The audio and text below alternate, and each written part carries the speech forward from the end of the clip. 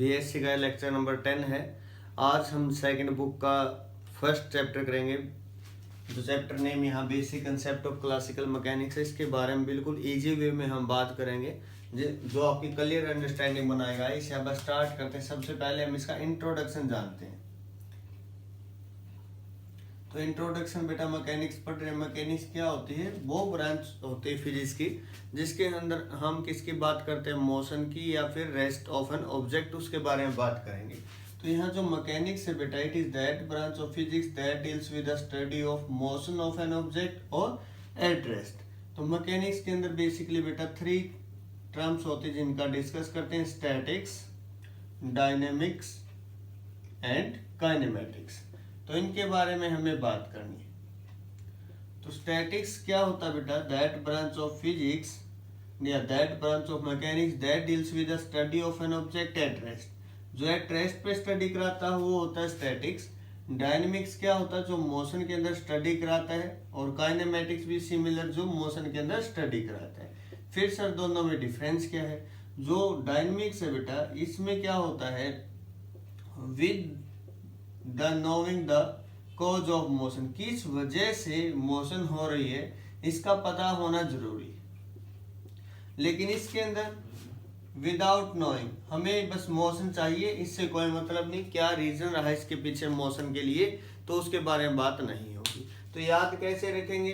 मैं बहुत बार बताता हूँ बेटा, आपको सिर्फ ओके याद रखना है, ठीक है। विद तो दोनों में, इसमें विदाउट है। ओ आउट, की मीन्स काइनेमेटिक्स, ठीक है।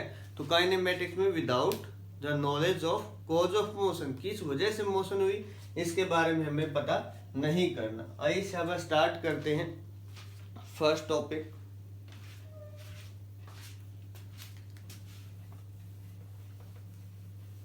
तो देखिए सिलेबस, यहाँ फॉर एग्जांपल कोई पार्टिकल है जिसका मास है m, वो मूव कर रहा है बेटा अलोंग द कर्व, इस टाइप से मूव कर रहे हैं, ठीक है, A to B।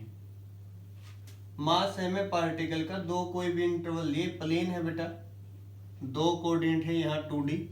यहाँ से पार्टिकल हमने लिया, position vector r1, position vector r2, ठीक है। ये स्मॉल डिस्प्लेसमेंट है, लेट डेल्टा s डिस्प्लेसमेंट है, ठीक है। कितने टाइम के अंदर? डेल्टा t टाइम्स के अंदर। तो यहाँ जो वेलोसिटी होगी, consider particle of mass m moving along a curve as shown in diagram, delta r1 and r2 be the position vector here। अब यहाँ जो वेलोसिटी होगी, वेलोसिटी का फॉर्मूला जो पढ़ा हुआ dr/dt, ठीक है। अब यहाँ अगर बात करें, जो डेल्टा s है, पार्टिकल ने कवर किया delta s displacement in delta t times, तो यहाँ जो इंस्टेंटेनियस वेलोसिटी होगी v इंस्टेंटेनियस, क्योंकि स्मॉल टाइम के लिए बेटा इंस्टेंटेनियस वेलोसिटी होती है, तो इंस्टेंटेनियस वेलोसिटी क्या होगी? Delta s by delta t, ठीक है। मैग्नीट्यूड में लिखा, इसको डिस्प्लेसमेंट ऐसे लिख सकते हो। अब डेल्टा s के बारे में अगर बात करें, डेल्टा s है क्या? तो delta s using triangles law vector addition अगर बात करें, तो यहाँ से देखना बेटा r1 vector plus delta s vector that is equal to r2। ये ट्राइंगल्स लॉ वेक्टर एडिशन कहता था। तो ट्राइंगल के अंदर वो सभी साइड ऐड होंगी जिनका ऑर्डर सेम है और इसका ऑर्डर डिफरेंट हो, माइनस करके लिखते हैं इक्वल टू 0। तो यहाँ जो डेल्टा s होगा उसकी वैल्यू आई r2 माइनस r1। इसको हम डेल्टा r या dr भी लिख सकते हैं। तो यहाँ से जो रिजल्ट है delta s by delta t, वो कन्वर्ट होके चेंज हो गया बेटा dr/dt। अब इसकी डायरेक्शन क्या होगी? Direction of velocity is same as that of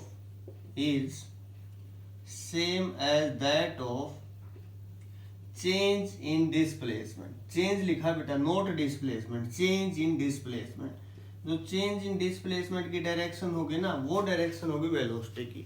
ऐसा नहीं बोल दो कि direction of velocity same as that of displacement, no. Change in displacement जो होगा वही वेलोसिटी की डायरेक्शन होगी। ओके, तो इसके बारे में जाना। अब देखिए सिलेबस, लीनियर मोमेंटम क्या होता है? लीनियर मोमेंटम मोशन बताता है, मोमेंट कितना हुआ वो बताता है। लीनियर मोमेंटम का फॉर्मूला क्या होता है? मास इनटू वेलोसिटी, ठीक है। लीनियर मोमेंटम का फॉर्मूला क्या होता है बेटा? Mass into velocity. तो ये लीनियर मोमेंटम का फॉर्मूला था। अब हम बात करते हैं बेसिक टर्म्स, आज बात करें न्यूटन सेकंड लॉ। तो न्यूटन का सेकंड लॉ क्या था बताएं सर बस। According to Newton second law the external force is directly proportional to rate of change of linear momentum, या rate of change of linear momentum is directly proportional to external force, mean dp by dt जो है बेटा that is directly proportional to external force जो apply किया गया है। Constant आने के लिए यहाँ की यूज किया था, k की वैल्यू 1 होती तो f जो होगा बेटा वो dp by dt होगा। ठीक है, यहाँ अगर मास कांस्टेंट हम लेकर चल रहे हैं तो उसको बाहर लिखेंगे बेटा dv by dt। अगर हम ऐसा बोल रहे कि मास कांस्टेंट है, लेकिन ऐसा जरूरी नहीं बेटा मास हमेशा ही कांस्टेंट हो। अगर रॉकेट की बात करें ना, रॉकेट प्रोपल्सन, उस केस में जो होता है मास कांस्टेंट नहीं होता, मास वेरी करता है। तो वहां जो फॉर्मूला बनेगा, अगर वेलोसिटी कांस्टेंट है तो मास कांस्टेंट है, अगर वेलोसिटी कांस्टेंट है तब जो फॉर्मूला बनेगा मास वेरिएबल तो v into D M by D T बनता है। अगर दोनों ही वेरिएबल है तो इस टाइप से लिखेंगे m dv by D T plus v dm by D T, u into V का फॉर्मूला लग जाएगा। ठीक है, बेसिक नॉलेज में आपको दे रहा था, यहाँ बता रहा था। तो ये एक वेक्टर है बेटा m dv by D T, तो f का जो फॉर्मूला रहेगा m dv by D T, या फिर पोजीशन डिस्प्लेसमेंट की फॉर्म में वेलोसिटी होती है rate of change of displacement, तो ये फॉर्मूला भी इसी का रहेगा। ठीक है, वेक्टर साइन भी हमने यहाँ यूज किया। तो m dv by D T या फिर m d square r by D T square, ये दोनों के दोनों फोर्स के फॉर्मूले रहेंगे। देखिए सेवा सब कुछ टर्म डिस्कस करेंगे like angular momentum, work done, power, energy. तो देखिए शाबाश होता है क्या है angular momentum. Angular momentum, angular momentum जो होता है वो एंगुलर मोशन के लिए यूज में लाया जाता है। ठीक है, एक तो होता है लीनियर मोशन, एक होता है एंगुलर मोशन, इस टाइप से। तो एंगुलर मोमेंटम क्या होता है बेटा, simply it is defined as moment of linear momentum. Moment of linear momentum जो होता है उसको एंगुलर मोमेंटम बोलते हैं। ठीक है, ये एक वेक्टर क्वांटिटी होती है बेटा, it is a vector quantity, it is a vector quantity. इसकी जो रिप्रेजेंटेशन एल से रिप्रेजेंट करते हैं, कुछ बुक इसको स्मॉल एल से रिप्रेजेंट करती है, कुछ कैपिटल से करती है। आर क्रॉस पी, आर जो बेटा रेडियस वेक्टर है, पी जो है एंगुलर मोमेंट, पी जो है लीनियर मोमेंटम है। ये कोई रेडियस वेक्टर और जो पी है ये क्या है लीनियर मोमेंटम। तो लीनियर मोमेंटम का जो मोमेंट होगा उसको हम एंगुलर मोमेंटम एल से रिप्रेजेंट करते हैं। ठीक है, यूनिट डायमेंशन क्या होंगे अगर इसकी बात करें तो p की यूनिट होती है बेटा kg मीटर पर सेकेंड। 1 मीटर और आ गया तो kg मीटर स्क्वायर पर सेकेंड, ये इसकी यूनिट होती है। ठीक है, डायरेक्शन r क्रॉस p की हेल्प से दी जाएगी, पहले r आएगा फिर p आएगा। एंगुलर मोमेंटम के बाद देखिए शाबाश नंबर 2 हम बात करेंगे वर्क डन। वर्क डन आप सभी ने पढ़ा होगा, किसी पार्टिकल को डिस्प्लेस करें लीनियरली। अगर कोई ऑब्जेक्ट लीनियरली मूव कर रहा है बेटा एक पॉइंट से दूसरे पॉइंट पर फ्रॉम 1 to 2, तो वर्क डन जो होता है 1 to 2 फोर्स इनटू डिस्प्लेसमेंट। ठीक है, ये फॉर्मूला रहता है वर्क डन का, फोर्स इनटू डिस्प्लेसमेंट। ये तो होता है लीनियर मोशन में। अगर हम बात करें एंगुलर मोशन है यहाँ पर, तो एंगुलर मोशन में फोर्स नहीं होता, वहां होता टॉर्क। तो वहां फॉर्मूला लग गया बेटा टॉर्क इनटू डी थीटा। ठीक है, ये दोनों भी वेक्टर ही होते हैं। यहाँ फिर थीटा 1 से थीटा 2 लिमिट आ जाएगी, यहाँ s1 से s2 रहेगी। ओके, ये था लीनियर मोशन, और ये नीचे वाला जो लिखा है angular motion, that is for linear motion and this one is for angular motion. Okay, अब हम बात करेंगे वर्क डन के बाद पावर की। तो बताएं शाबाश पावर क्या होती है, rate of doing work is known as power, dw by dt। Okay, work done एक स्केलर क्वांटिटी होती है बेटा, याद रख लेना, work done is a scalar quantity. क्यों होती है सर, दो वेक्टर का डॉट प्रोडक्ट या स्केलर प्रोडक्ट एक स्केलर होता है। दो वेक्टर का डॉट प्रोडक्ट या स्केलर प्रोडक्ट क्या होता है, एक स्केलर होता है। तो यहाँ अगर work done F dot D S था तो इस टाइप से हमने इसको लिखा, F as it is D S by D T क्या होता है, rate of change of displacement velocity होता है। तो दो वेक्टर का ये भी क्या स्केलर प्रोडक्ट है पावर, तो पावर भी क्या होगी scalar quantity. Power is also scalar quantity. ठीक है, एफ डॉट वी से लिखा जाएगा इसको। ओके, पावर के बारे में आप सभी ने जान लिया, वर्क डन के बारे में जान लिया। अब हम बात करते हैं एनर्जी के बारे में। एनर्जी क्या होती है बेटा? Capacity of doing work is known as energy. Capacity to do work, capacity to do work is known as energy. ठीक है, एनर्जी के अंदर हम मेनली दो टर्म पढ़े, काइनेटिक और पोटेंशियल। ठीक है, तो काइनेटिक एनर्जी का फॉर्मूला आप सभी पढ़ते आए हुए, क्या होता है बेटा? Half M we square. ठीक है, ये तो होता है लीनियर मोशन में। अगर मैं बात करूं एंगुलर मोशन में, क्या होता है? Half I omega square. M I में चेंज हो जाता है, वी ओमेगा में चेंज हो जाता है। ठीक है, काइनेटिक एनर्जी का फॉर्मूला तो ये रहेगा, यहाँ इसको टी से रिप्रेजेंट करते हैं बेटा काइनेटिक एनर्जी को, हाफ एम वी स्क्वायर। ठीक है, अब in the form of work done अगर बात करें, इसको वर्क एनर्जी प्रिंसिपल ही बोलते हैं। वेरी गुड, बहुत इजी है बेटा आपके लिए वर्क एनर्जी प्रिंसिपल। ठीक है, साथ साथ कॉपी में नोट भी करते रहें, क्योंकि इसका एग्जाम आपका अभी नहीं हुआ है यूनिवर्सिटी की तरफ से। तो देखें शाबाश, वर्क एनर्जी प्रिंसिपल क्या कहता है? जो वर्क डन होगा that is equal to change in kinetic energy. Work done is equal to change in kinetic energy means T2 minus T1। ठीक है, कैसे होगा? देखिए शाबाश, दो तीन मेथड है इसके, किसी मेथड से आप कर सकते हो। फ्रॉम 1 to 2 इसको डिस्प्लेस किया गया। ठीक है, मास m था। ठीक है, यहाँ वेलोसिटी u थी और यहाँ वेलोसिटी v। वर्क डन क्या होता है? Force into displacement. Force apply किया, उसी डायरेक्शन में displacement, F dot ds। Angle same है, थीटा 0, डॉट में कोस आता है, क्रॉस में साइन आता है, तो इसको F ds हमने लिख दिया। वर्क डन, ये तो dw था, टोटल निकालने के लिए इसका इंटीग्रेशन करना पड़ेगा। ठीक है, लिमिट पुट कर सकते हो, या फिर जो ds है बेटा, ये क्या होगा? यहाँ से डिस्प्लेसमेंट अगर बात करें इसकी, तो डिस्प्लेसमेंट जो है s है।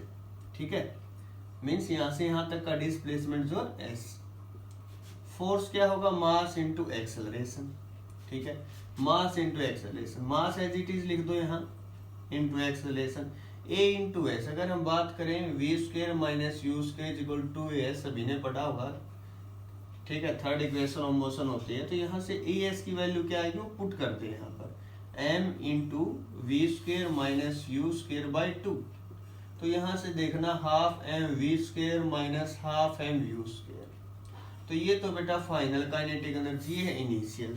तो work done is equal to क्या आ गया? Kinetic energy final minus kinetic energy initial, या फिर आप इसको बोल सकते हैं T2 माइनस T। तो ये था काइनेटिक एनर्जी के बारे में। ठीक है, अब हम बात करेंगे पोटेंशियल एनर्जी के बारे में।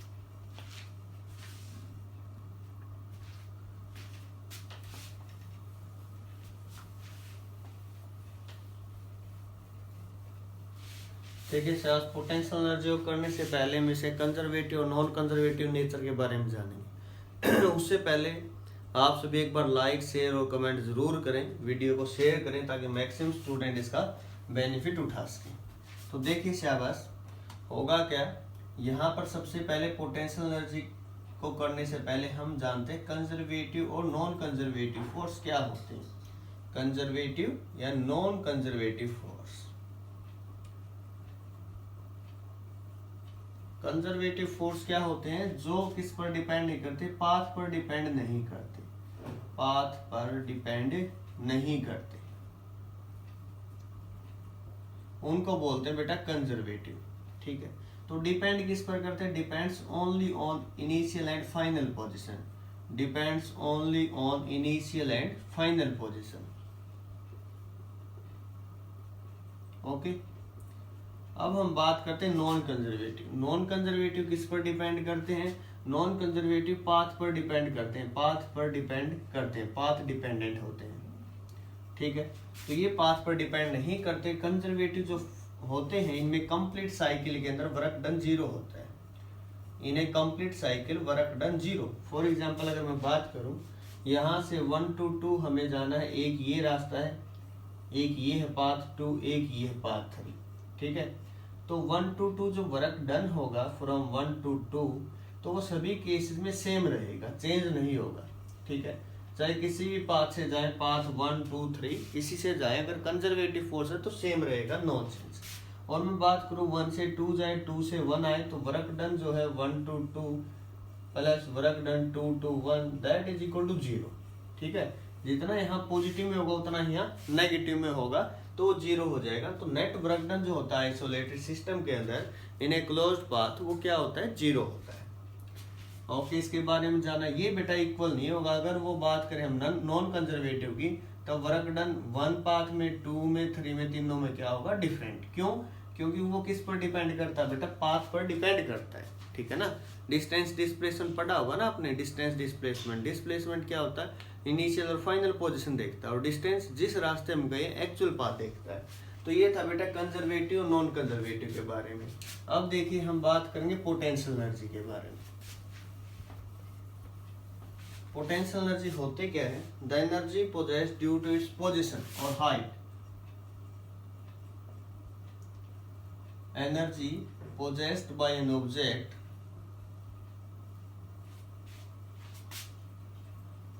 object due to height और पोजीशन। ठीक है, जब पोटेंशियल एनर्जी निकाली जाती है, पोटेंशियल एनर्जी, हम इसको U से डिनोट करते हैं।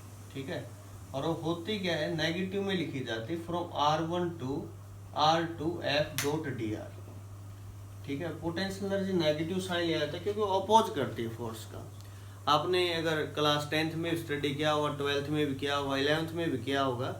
10th 12th में इलेक्ट्रिसिटी चैप्टर के अंदर आता है, और प्लस 1 में ग्रेविटेशनल के अंदर आता है कि जो पोटेंशियल एनर्जी होते हैं ना, फॉर एग्जांपल एक छोटा जो बच्चा है वो स्कूल नहीं जाएगा, उसका मन नहीं कर रहा, तो जबरदस्ती उसको स्कूल के अंदर लेकर जाना, वो एक क्या करना पड़ता है, अपोजिट वर्क करना पड़ता है। इसलिए जो ये होता है ना पोटेंशियल एनर्जी, सिंपल एग्जांपल से समझा रहा हूँ, तो नेगेटिव में ली जाती है। ठीक है, मीन्स जो वर्क डन होगा ना, वैसे तो वर्क डन निकालना होगा, चाहे काइनेटिक एनर्जी का डिफरेंस डेरिवेटिव करना हो या फिर पोटेंशियल का। तो वर्क डन जो होगा काइनेटिक एनर्जी में, तो फाइनल माइनस इनिशियल, लेकिन यहाँ क्या होता है, इनिशियल माइनस फाइनल होता है पोटेंशियल एनर्जी में। ठीक है, तो पोटेंशियल एनर्जी का जो डिफरेंशिएशन रहेगा वो इस टाइप से रहेगा, U is equal to minus R1 to R2 F dot dr।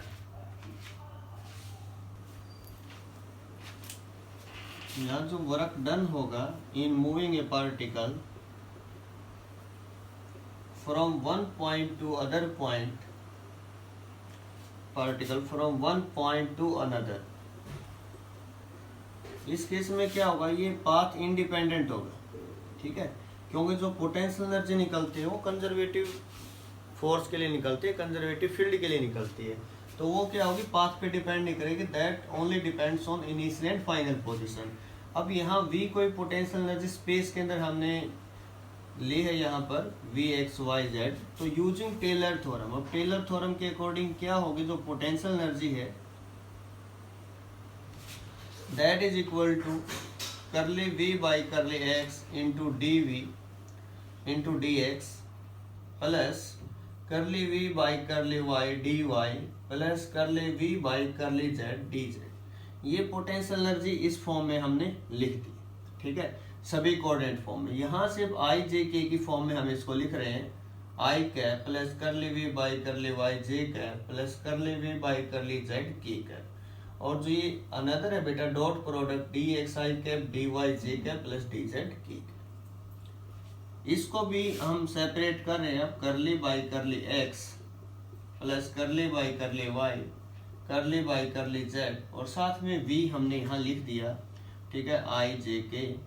तो ये जो होता है बेटा एक ऑपरेटर होता है, ठीक है, जिसको बोलते हैं डेल ऑपरेटर। ठीक है, मैं लिख रहा हूँ दैट इज डेल ऑपरेटर। तो डेल v डॉट, ये जो कंपोनेंट बेटा डी आर की है, तो del v dot d r हमने इसको लिख दिया। तो ये जो dv था that is equal to del v dot d r, इस टाइप। अब यहाँ से देखेंगे ये पोटेंशियल एनर्जी है। ठीक है, ये भी एक पोटेंशियल एनर्जी ही है। इन दोनों को अगर कंपेयर किया जाएगा यहाँ से, तो ये जो F है और डेल्टा V है, दोनों इक्वल आएंगे। F is equal to negative sign, तो यहाँ माइनस का डेल्टा इंटू V हम लिख सकते हैं। ठीक है, अब पोटेंशियल एनर्जी निकालनी, तो पोटेंशियल एनर्जी के लिए क्या फॉर्मूला रहेगा, तो पोटेंशियल एनर्जी का जो फॉर्मूला होता है F डॉट डी आर होता है। ठीक है, पोटेंशियल एनर्जी जब निकालनी होगी तो क्या होगा, यहाँ पर इसकी जगह क्या पुट होगा, ये पोटेंशियल एनर्जी ही होगी, ठीक है, जो डी वी हमने लिखी थी उसका इंटीग्रेशन करना पड़ेगा v1 टू v2।